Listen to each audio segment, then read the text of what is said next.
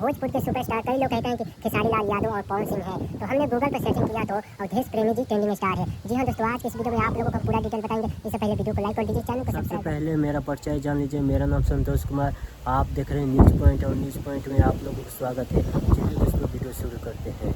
3 महीने पहले गाना आया था, गाना के शब्द सुनेंगे और गाने के वीडियो देखेंगे तो आप लोग चौंक जाएंगे। आप लोगों को बता दें कि गाना के शब्द है ढोरे दिखाओ उघारी के पेटवा। जी हाँ दोस्तों, यह गाना के शब्द है।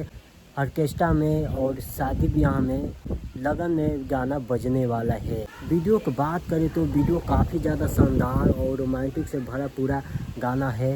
वीडियो का क्वालिटी काफ़ी सुंदर है। जी हाँ दोस्तों, आप लोग बता दें कि गाना तो गाई है अंतरा सिंह प्रियंका, साथ में अवधेश प्रेमी जी। 3 महीने में 1 करोड़ व्यूअर्स क्रॉस हो चुका है।